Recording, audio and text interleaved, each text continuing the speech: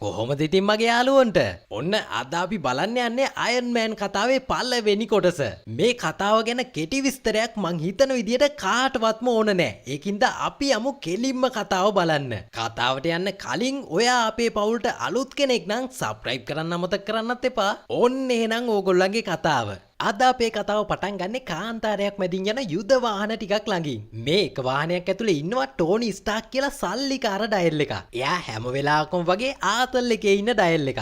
ඒක නිසා හමුදාවයටත් එයාගේ ආතල් වලට සෙට් වෙන්න වුණා. හැබැයි කට්ටිය මේ වැඩේ කරන අතරේ එයාලා ගිය වාහන වලට ත්‍රස්තවාදීන්ගේ ප්‍රහාරයක් එල්ල වුණා. හමුදාවේ කට්ටිය ටෝනිව වාහනේ ඇතුලේ තියලා ත්‍රස්තවාදීන් එක්ක හැප්පෙන්න පටන් ගත්තා. හැබැයි වැඩි වෙලා එයාලට ඒක කරගෙන යන්න හම්බුනේ නැහැ. මොකද ඔක්කොලාටම වෙඩි වැදුනා. ටෝනිත් මේ වෙලාවේ වාහනෙන් එළියට බහැලා එතන තිබ්බ ගලක් එහා පැත්තේ හැංගුණා. හැබැයි ඉතින් ඒකෙන් වැඩක් උනේ නැහැ. මොකද එයා ළඟට වැටුණා එයාගේම කම්පැනි එකේ හදපු මිසයිලයක්. ටෝනි වෙඩි නොවදින ඇඳුමක් ඇඳගෙන හිටියේ. හැබැයි ඒකිනුත් ඇතුළට යකඩ කෑලි ගිහිල්ලා වගේ. ටික වෙලාවකින් එයාට සීය ඇවිල්ලා බලනකොට කොල්ලා හිටියේ ත්‍රස්තවාදීන් ගොඩක් මැද්දේ. එතකොට ඇත්තටම කවුද මේ ටෝනි ස්ටාක් කියන්නේ? ටෝනි ස්ටාක් කියන්නේ පුංචි කාලේ ඉඳලම සුපිරිම මොලයක් තිබ්බ එක්කනේ. ටෝනිගේ තාත්තා තමයි හෝවර්ඩ් ස්ටාක්. එයා ඇවිල්ලා අවි ආයුධ නිෂ්පාදනයේ ප්‍රමුඛයෙක්. ඉතින් එයාගේ පුතා ටෝනි ගැන කතා කරනවා නම් කොල්ලා වයස අවුරුදු 4 දී පරිපතයක් නිර්මාණය කරලා තියෙනවා. ඒ විතරක් නෙමෙයි එයා වයස අවුරුදු 6 දී එන්ජින් එකකුත් නිෂ්පාදනය කරලා තියෙනවා. හැබැයි ටෝනිගේ තාත්තා හදිස්සියම අභිරහස් විදියට මිය ගිහිල්ලා තියෙනවා. එයාගේ නැතිවීමෙන් පස්සේ කම්පැනි එක බලාගෙන තියෙන්නේ ස්ටාක්ගේ හොඳම යාළුවා ඔබඩායි ස්ටේන්. වයස අවුරුදු 21 වෙනකොට නාස්තිකාර පුතෙක් විදියට ටෝනි මේ ව්‍යාපාරයට සම්බන්ධ වෙලා තියෙනවා. හැබැයි එයා ස්ටේන් එක එකතු වෙලා ඇමරිකානු හමුදාවට ඕන දරුණු ගණේ ආයුධ නිෂ්පාදනය කරලා තියෙනවා. ඉතින් එයා රටට කරපු සේවය වෙනුවෙන් අද කොල්ලට ඇමරිකානු රජයෙන් පොඩි සිහිවටනයක් දෙන්න හදන්නේ. හැබැයි එයා නම් මේ උත්සවේ පැත්ත පළාතේ ඇවිල්ලා නැහැ. මේ සිහිවටනේ බාරගන්නේ ස්ටේන්. එයා නම් කියන්නේ ටෝනිට දෙන්න බැරි වුණා එයා වැඩ ගොඩක හිර වෙලා ඉන්න හින්දා කියලා. හැබැයි ඉතින් එයාට එහෙම වැඩක් නෑ. එයා හොඳට පාටි එකකට ගිහිල්ලා විනෝද වෙනවා. මේ වෙලාවේ හමුදාවේ ඉන්න උසස් නිලධාරියෙක් ටෝනිගේ සිහිවටනේ කොල්ලා ඉන්න තැන්ටම ගෙනත් දෙනවා. එයාගේ නම තමයි ජේම්ස්. ටෝනිගේ හොඳම යාළුවා. ඒ වගේම ටෝනිට තියෙන්නේ එසේ මෙසේ ගයක් නෙමේ. මාලිගාවක් වගේ විශාල ලස්සන මුහුදක් ළඟ හදපු ගෙයක්. ඒ විතරක් නෙමේ එයාගේ ගේ ඇතුලේ ලොකු පරීක්ෂණාගාරයකුත් තියෙනවා. ටෝනි ගොඩක් වෙලාවට කරන්නේ ඒක ඇතුළට වෙලා එක එක දේවල් හදන එක. ටෝනි මෙහෙම එයා ආසම කාර් එකේ එන්ජින් එක හද ඉන්නකොට එතෙන්ට එනවා ලස්සන කෙල්ලෙක්. එයාගේ නම තමයි පෙපර්. ටෝනිගේ ළඟින්ම ඉන්න සහායිකාව. පෙපර් ඇවිල්ලා කියන්නේ ඔයාට දැන් වැදගත් වැඩකට යන්න තියෙනවා. ඔයාගේ ගුවන් යානය තව පැයකින් පිටත් වෙනවා කියලා. හැබැයි ටෝනි කියනවා ඒක මගේ ගුවන් යානේ. ඒක නිසා මං එනකන් ඒකට ඉන්න කියන්න කියලා. ටෝනිට දැන් මේ යන්න තියෙන්නේ අලුත්ම ආයුධයක් ගැන හමුදාවට හඳුන්වලා දෙන්න.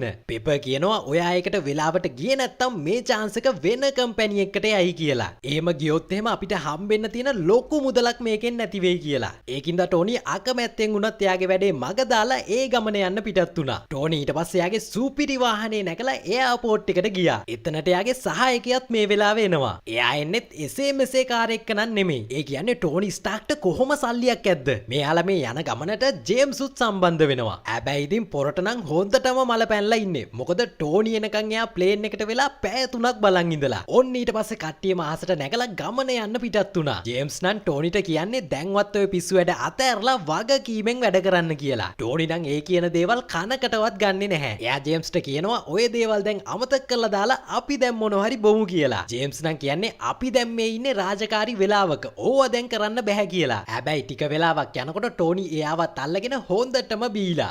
කොහොම හරි ටෝනි අන්තිමේට යාට යන්න ඕන තැනට ආවා. දැන් එයාට තියෙන්නේ එයාගේ අලුත්ම ආයුධය හමුදාවට හඳුන්වලා දෙන්න. ටෝනි ආයුධය ගැන ලස්සන කතාවක් එහෙම කරලා ඒක වැඩ කරන හැටි කට්ටියට පෙන්වන්න හදන්නේ. ටෝනි ඊට පස්සේ ඒකේ තිබ්බ මිසයිලයක් මෙතන තිබ්බ කාන්තාරේ පැත්තට යවුවා. මිසයිලේ ටික දුරක් ගිහිල්ලා ඒක කෑලි වලට ගැලවිලා ඇතුලේ තිබ්බ චූටි මිසයිල ටිකක් පොළවේ හැම තැනකටම වගේ වැට්ටුවා. ඒ වැටුණ මිසයිල වලින් මෙතන පලාතක්ම විනාශ වෙලා ගියා. සුපිරි මිසයිලයක් ඒක. ටෝනි ඒ වැඩේ ඉවර කරලා හමුදාවේ අයට පොඩි සංග්‍රහයකුත් දෙනවා. ටෝනි ඊට පස්සේ මෙතන තිබ්බ හමුදාවේ වාහනයක නැගලා ආයෙමත් ගෙදර යන්න පිටත් වුණා. හැබැයි ජේම්ස් නම් එයාත් එක්ක ආවේ නෑ. එයාට වැඩ වගේක් තියෙනවා ඒක ඉවර කරලාම එන්නම් කිව්වා. ඉතින් මේ යන අතරතුර තමයි ටෝනිට ත්‍රස්තවාදීන් පහර දුන්නේ. මේ පහර දීමෙන් පස්සේ එයාලා ටෝනිව අරන් ගිහලා පොඩි සැත්කමකුත් කරනවා. ටෝනිට සීයනකොට එයා හිටියේ ගුහාවක් ඇතුලේ ඇඳක් උඩට වෙලා. මේ ගුහාව ඇතුලේ එයාත් එක්ක තවත් කවුරු හරි කෙනෙක් ඉන්නවා. ඒක නෙමෙයි හොඳම වැඩේ කියන්නේ. මෙයාලා ටෝනිගේ පපුවට අමුතු ගැජට් එකක් හයි කරලා තව ඒකට බැටරියකුත් ගහලා. ටෝනි ඊට පස්සේ නැගිටලා මෙතන හිටිය මිනිස්සයාගෙන් අහනවා මොකද්ද මේ මට කරලා තියෙන්නේ කියලා. මෙතන ඉන්න මිනිස්සයාත් මහාචාර්යවරේ. එයා කිව්වේ ටෝනිට උන අනතුරෙන් එයාගේ ඇඟ ඇතුලේ ගොඩක් යකඩ කැලි තිබ්බා කියලා. හැබැයි මේ මහාචාර්යවරයාට ඒ යකඩ කැලි ඔක්කොම අයින් කරලා දාන්න බැරි වුණාලු. ඒ කැලි ටෝනිගේ හදවතට යන එක නවත්තන්න කොල්ලගේ පපුවට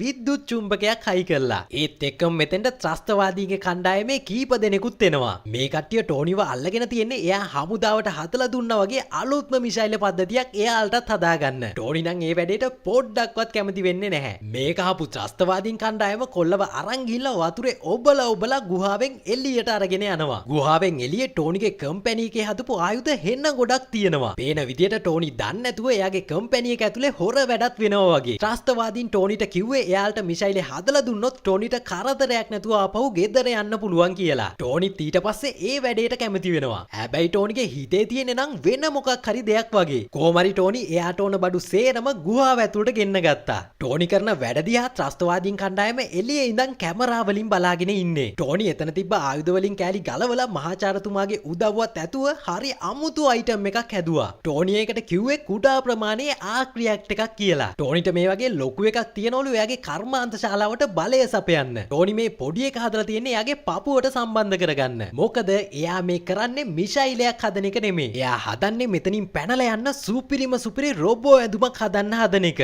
කොහොමරි ටෝනි මහාචාර්යවරයාත් එක්ක එකතු වෙලා ආයුධ වලින් කෑලි ගලවලා රොබෝ ඇඳුම හදන්න පටන් ගත්තා. ත්‍රස්තවාදීන්ටත් දැන් මේක ලොකු ප්‍රශ්නයක්. මොකද ටෝනි හදන දේ එයාලට මිසයිලයක් වගේ පේන්නේ නැති හින්දා. ත්‍රස්තවාදීන්ගේ ලොක්කට මෙයාලා මේ කරන දේ ගැන ලොකු සැකයක් ඇති වුණා. ඒ පොර ටෝනිලා ඉන්න ගුහාවට ගිහිල්ලා එයාලා කරන වැඩේ ගැන හොයලා බලන්න පටන් ගත්තා. හැබැයි එයාට කිසිම දෙයක් හිතා ගන්න නම් බෑ. ඒකින්ද පොර මෙතන හිටියේ මහාචාර්යවරයාව අල්ලගෙන ඇත්ත කියන්න කියලා ගිනි පුපුරක් එයාගේ කටට දාන්න හදනවා. ටෝනි ඊට පස්සේ කියනවා මම ඉක්මනට මිසයිලේ හදලා දෙන්නම්. හැබැයි ඒක හදාගන්න මහාචාර්යතුමා එයාට ඕන කියලා. මේක ඇහුව ලොක්කා මිසයිලේ හදන්න ටෝනිට හෙට වෙනකන් කල් දීලා මෙතනින් යන්න ගියා. ටෝනිටත් දැන් වැඩි වෙලාවක් නැති නිසා ඒ දෙන්න මහන්සි වෙලා ඉක්මනටම රොබෝ ඇඳුම වැඩ ඉවර කරන්න පටන් ගත්තා. ටික වෙලාවක් යනකොට එයාලට රොබෝ ඇඳුම ටිකක් දුරට හදලා ඉවර කරගන්න පුළුවන් වුණා. හැබැයි ත්‍රස්තවාදීන්ගේ ලොක්කට ආයෙමත් එයාලා ගැන සැක හිතිලා පොරගේ මිනිස්සු දෙන්නෙක් ඒ පැත්තට යවුවා. ඒ මිනිස්සු දෙන්න දොර අරගෙන ඇතුළට එන්න හදනකොටම අපේ දෙන්න දොරට හයි කරලා තිබ්බ බෝම්බයක් පුපුරලා ගියා. මේක දැක්ක ලොක්කා ඉක්මනටම අනිත් කට්ටියවත් ඒ පැත්තට යවන්න පටන් ගත්තා.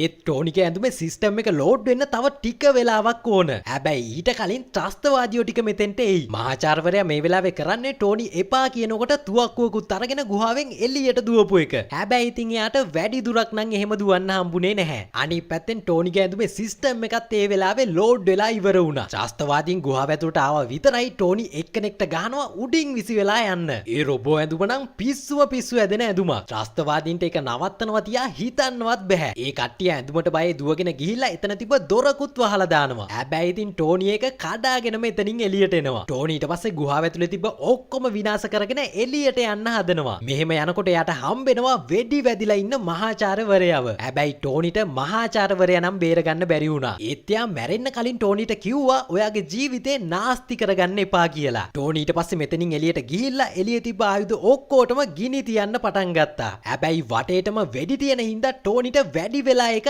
අල්ලන් ඉන්න නම් බැරි පාටයි. එයා ඇඳුමේ තිබ්බ ජෙට් එකක් පාවිච්චි කරලා මෙතනින් උඩට යන්න පටන් ගත්තා. එයා යනවත් එක්කම ත්‍රස්තවාදීන්ගේ මේ තැන සම්පූර්ණයෙන්ම විනාශ වෙලා ගියා. ටෝනි මෙහෙම කෙලින්ම විසි වෙලා ගිහිල්ලා වැටෙන්නේ කාන්තාරේ මැදට. ඒ වැටුන පාර රොබෝ ඇඳුමත් කෑලි වලට ගැලවුණා. ටෝනි ඊට පස්සේ කාන්තාරේ මැදින් ඔහේ ඇවිදගෙන යන්න පටන් ගත්තා. කොල්ලගේ වෙලාවට මේ හරියෙන් ගුවන් හමුදාවේ හෙලිකොප්ටර් වගේක් යන්න පටන් ගත්තා. ඒ වගේ ඉඳලා තියෙන්නේ ජේම්ස්. එයා ටෝනිව හොයන ගමන් ඉඳලා තියෙන්නේ. ජේම්ස් ඊට පස්සේ ටෝනිව ආයෙමත් යාගේ නගරෙට එක්කරගෙන ආවා. පෙපර්ටත් ටෝනි ආපු එකට ගොඩක්ම සතුටුයි. හැපි ඊට පස්සේ අහනවා අපි දැන් කොහෙටද යන්නේ කියලා. පෙපර් නම් කිව්වේ අපි ඉක්මනටම හොස්පිටල් එකට යන්න ඕන කියලා. හැබැයි ටෝනි නම් කියන්නේ ඉක්මනටම කම්පැනි එකට යමු කියලා. එයාට මාධ්‍ය සාකච්ඡාවක් තියන්න ඕනලු. ටෝනි ඊට පස්සේ කම්පැනි එකට ගිහිල්ලා ස්ටේජ් එකේ ඉඳගෙන මාධ්‍යයට කතා කරන්න පටන් ගත්තා. ටෝනි මෙතෙන්දි ලස්සන කතාවක් එහෙම කරලා අන්තිමේට එයා මාධ්‍යයට කියනවා එයා වහාම කම්පැනි එකේ ආයුධ නිපදවන ඒකකේ වහලා දානවා කියලා. මේක අහපු ගමන් ඔක්කොටම වඩා කලබල වෙනවා ස්ටේන්. එයා ඇවිල්ලා ටෝනිව ඉක්මනටම මෙතනින් යවනවා. ස්ටේන් ඊට පස්සේ මාධ්‍යයට කතා කරලා එයා ගියා තනියම ටෝනිව හම්බෙන්න. ටේන් මෙතෙන්ට ඇවිල්ලා කරන්නේ ටෝනි ගත්ත තීරණය වෙනස් කරන්න හදන එක. හැබැයි ටෝනි යාගේ තීරණය වෙනස් කරන්නේ නැහැ. එයා ඉන්නේ ඒ තීරණේම තමයි. මොකද එයාගේ ආයුධ වලින් වෙන විනාශය එයා ඇස් දෙකෙන්ම දැක්ක හින්දා. ටෝනි ඊට පස්සේ කියනවා අපි ආක් රියැක්ට් හදන්න පටන් ගන්න ඕන කියලා. ටේන් නම් කිව්වේ ඒ වගේ දෙයක් සාර්ථක කරගන්න අපිට බැරි වෙයි කියලා. ටෝනි ඊට පස්සේ යාට පෙන්නනවා කොල්ලගේ පපුවේ හයි කරලා තියෙන ආක් රියැක්ට් එක. ඒක වැඩ කරනවා කියලා. හැබැයි ස්ටේන් නම් ඒකට වැඩි කැමැත්තක් නැහැ වගේ. මේ වෙනකොට ටීවී channel වලිනුත් ටෝනිගේ තීරණය විහිළුවකට ගන්න පටන් අරගෙන. මේවා බල ඉන්න පෙපර්ට ටෝනිගෙන් කෝල් එකක් එනවා ඉක්මනටම පල්ලෙහාට එන්න කියලා. කොල්ලයාට අලුත්ම ආක් රියැක්ට් එකක් හදලා. හැබැයි ඒක හයි කරගන්න තනියම යාට බෑ. ඒක හයි කරගන්න තමයි පෙපර්ට පල්ලෙහාට එන්න කියලා තියෙන්නේ. ටෝනි ඊට පස්සේ යාගේ පපුවේ තිබ්බ පරණ කෑල්ල අයින් කරලා දැම්මා. පෙපර් ඊට පස්සේ යාගේ පපුව ඇතුළට අත දාලා තවත් කෑල්ලක් එළියට ගත්තා. ඒක නම් ගොඩක්ම අප්පිරිය හිතෙන වැඩක්. ඒ කෑල්ල ටික ඔක්කොම අයින් කරලා අලුත් කෑල්ල පෙපර් ටෝනිගේ පපුවට හයි කරලා දැම්මා. පෙපර් ඊට පස්සේ ටෝනිගෙන් අහනවා පරණ එකට මොකද කරන්න කියලා. ටෝනි නම් කිව්වේ දැන් ඕකෙන් වැඩක් නැහැ. ඕක අරගෙන ගිහලා විසි කරලා දාන්න කියලා. ටෝනි ඊට පස්සේ යනවා එයාගේ යාළුවා ජේම්ස් හම්බෙන්න. හැබැයි එයාත් කැමැත්තෙන් නම් නෙමෙයි ඉන්නේ ටෝනි ආයුධ හදන වැඩේ නැවැත්තුව එකට. ටෝනි ඊට පස්සේ ආපහු ගෙදර ඇවිල්ලා එයා හදපු රොබෝ ඇඳුම ගැන පොඩ්ඩක් බලන්න පටන් ගත්තා. තව එයා ඒ ඇඳුමේ තිබ්බ කෑලි වගේකුත් අඩු කරලා දැම්මා. අනිත් පැත්තෙන් ත්‍රස්තවාදීන්ගේ ලොක්කටයි එයාගේ ගෝලයොන්ටයි හොයාගන්න පුළුවන් වෙලා ටෝනි හදපු රොබෝ ඇඳුම. ටෝනි මේ වෙනකොට එයාගේ අලුත් රොබෝ ඇඳුමේ කකුල් දෙක හදලා ඉවර කරලා. ඒක නම් හරියට සුපිරි සපත්තු දෙකක් වගේ. එයා ඊට පස්සේ ඒක දාගෙන එයාගේ වැඩ ලේසි කරන රොබෝ කෙනෙක්ට කියනවා ගිනි ගත්තොත් ගෑස් විදින්න කියලා. එතන ඉන්න අනිත් රොබෝට කියනවා එයා කරන දේ රෙකෝඩ් කරන්න කියලා. ඊට පස්සේ ටෝනි ඔන්න එයාගේ වැඩේ පටන් ගත්තා. හැබැයි ටෝනි සපත්තු දෙක ඔන් කළා විතරයි කෙලින්ම උඩ ගිහිල්ලා බිත්තියෙත් වැදිලා එහෙම්මම බිම. ටෝනි ඊට පස්සේ ටිකෙන් ටික එයාගේ රොබෝ ඇඳුම හදන වැඩේ පටන් ගත්තා. පෙපර්ටත් හිතා ගන්න බෑ ටෝනි මේ මොකක් කරන්න යනවද කියලා. ටේනුත් ඇවිල්ලා ටෝනිට එක දේවල් කියලා එයාගේ තීරණය වෙනස් කරන්න පාට්ට ගේමක් දෙනවා. හැබැයි ටෝනි නම් එයා කියන දේවල් කනකටවත් ගන්නෙ නැහැ. ටෝනි දැන් එයාගේ ඇඳුමේ අත් දෙකයි කකුල් දෙකයි හදලා ඉවරයි. එයා දැන් හදන්නේ චුට්ටක් පියාඹලා බලන්න. කලින් වගේ මෙයාගේ රොබෝ සහායකයෝ දෙන්නට වැඩ ටික බාර දීලා කොල්ලා ටිකෙන් ටික පියාඹන්න පටන් ගත්තා. ටෝනි ටිකෙන් ටික උඩ ගිහිල්ලා විද්‍යාගාරේ වටේ පොඩි රවුමකුත් දාලා සාර්ථකව ආයෙත් හිටපු තැනටම ඇවිල්ලා ගොඩ බෑවා. ටෝනි ඊට පස්සේ මහන්සි වෙලා එයාගේ සම්පූර්ණ රොබෝ ඇඳුම හදලා ඉවර කරා. ඒක හිතා ගන්නවත් බැරි තරම් පාට්ටම පාට්ට ඇඳුමක්. තව ටෝනිට ඉන්නවා කෘතිම බුද්ධියක් ඩ්‍රාවිස් කියලා. එයා තමයි මේ ගෙදර සිස්ටම් එක සම්පූර්ණයෙන්ම පාලනය කරන්නේ. ඉතින් ටෝනි එයාම මේ ඇඳුමටත් පාවිච්චි කරනවා. ටෝනි දැන් මේ හදන්නේ එයාගේ ඇඳුමෙන් එළිය පොඩ්ඩක් පියාඹලා රවුමක් දාලා එන්න. ටෝනි ඊට පස්සේ ඩ්‍රාවිස්ට කියනවා ඇඳුමේ තියෙන හැම දෙයක්ම හරියටම වැඩද කියලා පරීක්ෂා කරලා බලන්න කියලා. ඩ්‍රාවිස් මේ හැම දෙයක්ම හරියටම බැලුවා. හැබැයි එයා කියන්නේ පියාසර කරන්න කලින් ගණනය කිරීමක් කරන්න අවශ්‍යයි කියලා. දන්නවනේ ඉතින් ටෝනිට ඒ වගේ වැඩක් නැහැ කියලා. එයා ඩ්‍රාවිස්ට කියනවා සමහර වෙලාවට ඇවිදින්න කලින් ඔයාට දුවන්න පුළුවන් වෙනවා කියලා. ඊට පස්සේ ටෝනි ඔන්න එයාගේ පියාඹන වැඩේ පටන් ගත්තා. කොල්ලා එයාගේ ගෙදරින් පරිස්සමට එළියට ඇවිල්ලා අහස පුරාම රවුම් ගහන්න පටන් ගත්තා. ටෝනි එතනින් නැවතුන්නේ නැහැ. එයා කෙලින්ම හඳ පැත්තට යන්න පටන් ගත්තා. ඩ්‍රාවිස් නම් කිව්වේ අපිට යන්න පුළුවන් උපරිම උස අඩි 85000ක් කියලා. හැබැයි ටෝනි වාර්තා තියෙන්නේ කඩන්න කියලා ඊටත් වඩා උඩ යන්න පටන් ගත්තා. එයා මෙහෙම ටිකක් දුර යනකොට ඇඳුමේ වටේටම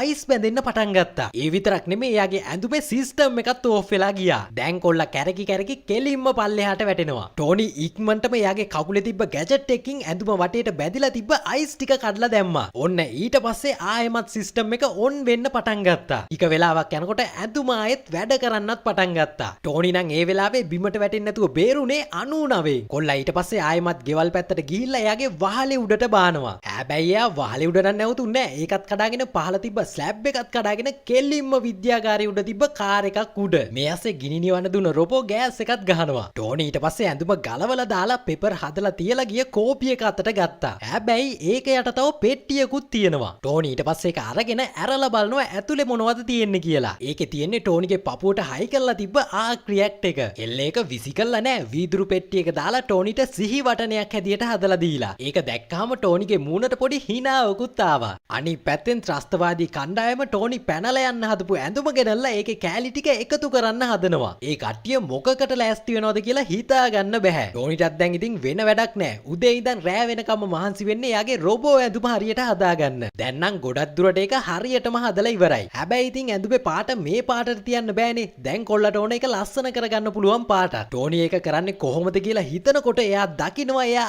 ආසම වාහනේ පාට ටික. ටෝනි ඊට පස්සේ ඩ්‍රයිවර්ස්ට කියනවා ඒ වාහනේ විදිහට පාට කරන්න කියලා. ඒත් එක්ක එකම ටීවී එකේ පොඩි වැඩසටහනක් යනවා. ඒකේ කියන්නේ ගිනි නිවීමේ බටයන්ට ආධාර දෙන වැඩසටහනක් තියෙනවා. ඒකට ටෝනිටත් ආරාධනා කරලා තියෙනවා කියලා. හැබැයි ඩ්‍රාවිස් නම් කියන්නේ එහෙම කිසිම ආරාධනාවක් ටෝනිට ලැබිලා නැහැ කියලා. තව එයාලා කියනවා ටෝනි ස්ටාර්ක්ගේ පැමිණීම බලාපොරොත්තු වෙන්න බෑ කියලා. මේක ඇහුව ටෝනි ඩ්‍රාවිස්ට ඇඳුම පාට කරන්න කියලා එයාගේ සුපිරි කාර් එකේ නැගලා ඒ උත්සවයේ පැත්තට යන්න පටන් ගත්තා. ටෝනි එතෙන්ට යනකොටත් ස්ටේන් එතෙන්ට ඇවිල්ලා මාධ්‍යයට කතා කරනවා. පේන විදියට එයා තමයි ටෝනිට ආරාධනාවේ අවල නැත්තේ. ටෝනි ඊට පස්සේ ඒ පොරටත් කතා කරලා කෙලින්ම පාටි එක ඇතුළට ගියා. පාටි එක ඇතුළේදී ටෝනිට හම් වෙනවා නියෝජිත කෝල්සන් කියලා කෙනෙක්. එයා හදන්නේ ටෝනිගෙන් දැනගන්න ත්‍රස්තවාදීන් ළඟදී එයාට මොකද්ද උනේ කියලා. හැබැයි ඉතින් ඒක යට අහගන්න උනේ නෑ. මොකද ටෝනි දකිනවා එයාගේ සහායිකාව ලස්සන ඇඳුමකුත් ඇඳගෙන පාටි එකට ඇවිල්ලා ඉන්නවා. ටෝනි ඉක්මනට මෙතෙන්ට ගිහිල්ලා එයාවත් අල්ලගෙන නටන්න පටන් ගත්තා. හැබැයි එයාට ඒ වැඩේ අවුල් කියලා ටෝනිට කිව්වා අපි පොඩ්ඩක් එළියට ගිහිල්ලා කතා කරමු කියලා. ටික වෙලාවක් මෙයාලා දෙන්න මෙහෙම කතා කර කර ඉන්නකොට ටෝනි ආයෙමත් ඇතුළට ගියා දෙන්නට බොන්න මොනවා හරි අරගෙන එන්න. ටෝනි ඇතුළට ගියා විතරයි එයා ළඟට එනවා මාධ්‍යවේදිනියා. එයා ටෝනිට පෙන්නනවා ගුල්මිරා කියලා නගරයකට ත්‍රස්තවාදීන් පහර දුන්න ෆොටෝ වගේ. ඒක නෙමෙයි හොඳම වැඩේ කියන්නේ. ඒ ත්‍රස්තවාදීන් පහර දීලා තින්නේ ටෝනිගේ කම්පැනි එකේ හදපු අලුත්ම අලුත් ආයුධ වලින්. තව එයාලා ළඟ ටෝනි අන්තිමට හඳුන්වලා දුන්න සුපිරි මිෂයිල පද්ධතියක් තියෙනවා. ටෝනි ඉක්මනට ගිහිලා මොකද්ද මේ වෙන්නේ කියලා ස්ටේන්ගෙන් අහනවා. මේ හැම දෙයක්ම ස්ටේන්ගේ හොර වැඩ. එයා හදන්නේ ටෝනියෝ මේ කම්පැනියෙන් අයින් කරලා දාලා එයා මේකේ ලොක්කා වෙන්න. ටෝනි ඊට පස්සේ ගෙදර ගිහිල්ලා ගුල්මිරා කියන නගරයට වෙලා තියෙන හානිය ගැන බලන්න පටන් ගත්තා. ඒ විතරක් නෙමෙයි ටෝනියාගේ ඇඳුමට ආයුධ වගේකුත් අයි කරගත්තා. පේන විදියට එයා ලොකු දෙයකට ලෑස්ති වෙනවා වගේ. ඊට පස්සේ එයා ගිහිල්ලා එයාගේ රොබෝ ඇඳුම ඇඳ ගන්න පටන් ගත්තා. ඩ්‍රාවිස් ඒක සුපිරියටම පේන්ට් කරලා. ටෝනි ඇඳුමත් ඇඳගෙන කෙලින්ම යන්නේ ගුල්මිරා නගරේ පැත්තට. මේ වෙනකොටත් ත්‍රස්තවාදීන් ඒ නගරෙට හොඳටම ගහන ගමන් ඉන්නේ. එයාලා දරුණු විදියට මේ නගරේ ඉන්න මිනිස්සුන්ව මරලා දානවා. ටික වෙලාවක් යනකොට ටෝනිට පුළුවන් වුණා මේ නගරය ඇතුළට එන්න. එයා ආපු ගමන් ත්‍රස්තවාදීන්ට පහර දෙන්නත් පටන් ගත්තා. මේ වෙලාවේ ත්‍රස්තවාදීන් ටික දෙනෙක් මෙතන හිටිය මිනිස්සුන්ව ප්‍රාණාපකාරයෝ විදියට අල්ලගත්තා. ටෝනි කරන්නේ ත්‍රස්තවාදීන් ටික විතරක් ටාගට් කරලා එයාලට වෙඩි තියලා දාන එක. මේක දැක්ක තවත් කෙනෙක් එයාලගේ ලෝකකට මේ විස්තරේ කියන්න හදනවා. හැබැයි ඊට කලින් ටෝනි එයාවත් අල්ලලා එළියට ඇදලා දානවා. ඒත් එයාව මරන්නේ නැහැ. එතන හිටිය මිනිස්සුන්ට පොරව බාර දෙනවා. ටෝනි ඊට පස්සේ ආයෙමත් උඩට ගිහිල්ලා එයාගේ සුපිරි මිසයිල් ටික තියෙන පැත්තට යන්න පටන් ගත්තා. හැබැයි එයාට එකපාරටම යුද්ධ ටැංකියකින් වෙඩි තිබ්බා. කොල්ලා එහෙම්මම ගිහිල්ලා බිම. දෙවනියට තිබ්බ වෙඩිලා කොල්ලගේ කන ළඟින් ගියේ. ටෝනි ඊට පස්සේ එයා ළඟ තිබ්බ පුංචි මිසයිල් එකකින් යුද්ධ ටැංකිය කුඩු කරලම දානවා. ඊට පස්සේ ටෝනි යාගේ සුපිරි මිසයිල් ටික විනාශ කරලා ආයෙමත් ගෙදර එන්න පටන් ගත්තා. හැබැයි එයාට වැඩි දුරක් නම් යන්න හම්බුන්නේ නැහැ. මොකද ගුවන් හමුදාවේ රේඩාර් වලට එයාව අහු වුණා. ගුවන් හමුදාවයටත් හිතා ගන්න බෑ මොකද්ද මේ කියලා. ඒක නිසා එයාලා මෙතෙන්ට ජේම්ස් ගෙන්නනවා. එයා ආපු ගමන් ටෝනිට කෝල් එකක් දෙනවා මේක එයාගේ වැඩක්ද කියලා බලන්න. හැබැයි ටෝනි කිව්වේ මේක එයාගේ වැඩක් නෙමේ එයා දැන් වාහනයක් එලවන ගමන් ඉන්නේ කියලා. ජේම්ස් ඒකින්ද මොකද්ද මේ අద్භූත වස්තුව කියලා බලන්න එයාගේ කෆීර් දෙකක් එතෙන්ට යවනවා. ටෝනි කෆීර් දෙක දැක්ක විතරයි ඉක්මනට මෙතනින් පැනලා යන්න හදනවා. ටෝනි පැනලා යනවා දැක්ක ගුවන් නියමෝ දෙන්න ඉක්මනට මෙයාට පහර දෙන්න පටන් ගත්තා. ටෝනි ඒකෙන් එවපු මිසයිල් එකෙන් බේරුනේ 99. ඒ විතරක් නෙමේ ටෝනිට කෆීර් වලින් වෙඩි තියන්නත් පටන් ගත්තා. කොල්ලා කරන්නේ ප්ලේන් දෙක මැද්දින් පස්සට ගිහිල්ලා අතුරුදහන් වෙන එක.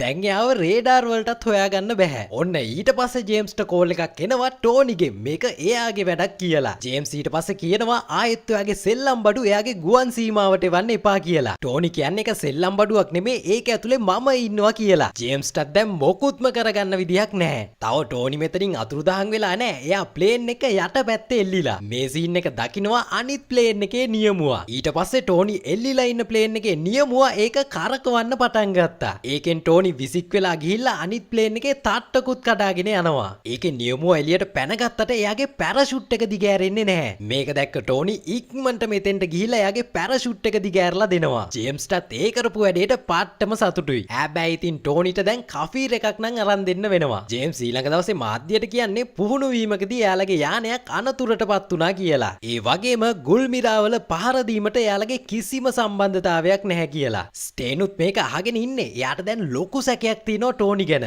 අනිත් පැත්තෙන් පෙපර් මේ වෙලාවේ ටෝනිගේ විද්‍යාගාරයට යනවා. ටෝනි රොබෝ ඇඳුම ඇඳගත්තට දැන් ඒක ගලව ගන්න විදියක් නැතුව ඉන්නේ. පෙපරුත් බය වෙනවා ටෝනිගේ ඇඳුමේ තියෙන උණ්ඩ පාරවල් දැකලා. මේ වෙලාවේ ත්‍රස්තවාදීන්ගේ කඳ උරට වාහන වගේක් යනවා. ඒ වගේ ගිහිල්ලා තියෙන්නේ වෙන කවුරුත් නෙමෙයි ස්ටේනුයි එයාගේ කට්ටියයි. කලින් වතාවේ ටෝනිව මරන්න කියලා මේ කට්ටියට ඕඩර් එක දීලා තියෙන්නෙත් මේ ස්ටේන්ම තමයි. තමයි. ත්‍රස්තවාදීන්ගේ ලොක්කා ඊට පස්සේ පොරව ඇතුළට එක්කන් ගිහලා ටෝනි පැනලා යන්න හදාගත්ත ඇඳුම එයාට පෙන්නනවා. ලොක්කා ස්ටේන්ට කියන්නේ මම මේ ආකෘතිය එයාට දෙන්නම්. මට මේ වගේ යකඩ රොබෝ ඇඳුම් ටිකක් හදලා දෙන්න ඕන කියලා. ස්ටේන් මේ වෙලාවේ කරන්නේ එයා ළඟ තිබ්බ ගැජට් එකකින් ලොක්කව ගල් කරලා දාන එක. ස්ටේන් ඊට පස්සේ මේ ආකෘතියත් අරගෙන ත්‍රස්තවාදීන්ව ඉවරයක් කරන්න කියලා එයාගේ ගෝලයොන්ටත් කියලා වාහනේට නැග්ගා. පේන විදියට එයාත් දැන් රොබෝ ඇඳුමක් හදන්න වගේ යන්නේ. ටෝනි ස්ටාක් නම් තාමත් එයාගේ ඇඳුම අලුත් වැඩියා කරන ගමන් ඉන්නේ. පේපරුත් මේ වෙලාවේ මෙතෙන්ට එනවා. ඇත්තටම ටෝනි තමයි එයාට මෙතෙන්ට එන්න කියලා තියෙන්නේ. කෙල්ලට කියලා වැඩක් කරව ගන්න. ටෝනි එයාට කියන්නේ කම්පැනි එකට ගිහිල්ලා ස්ටේන්ගේ කම්පියුටරේ හැක් කරලා මෑතකදී වුණ ගනුදෙනු ගැන හොයලා බලන්න කියලා. ඒ වගේම කම්පියුටර් එක හැක් කරන්න පුළුවන් ගැජට් එකකුත් ටෝනි එයාට දෙනවා. ටෝනි හදන්නේ ඒවා කොහෙටද ගියේ කියලා බලලා එයාගේ ඇඳුම පාවිච්චි කරලා ඒවා ටික විනාශ කරලා දාන්න. පේපර් මේ වෙලාවේ කියනවා මම ඔයාගේ ඕන දෙයකට උදව් කරනවා. හැබැයි ඔයාගේ ජීවිතේ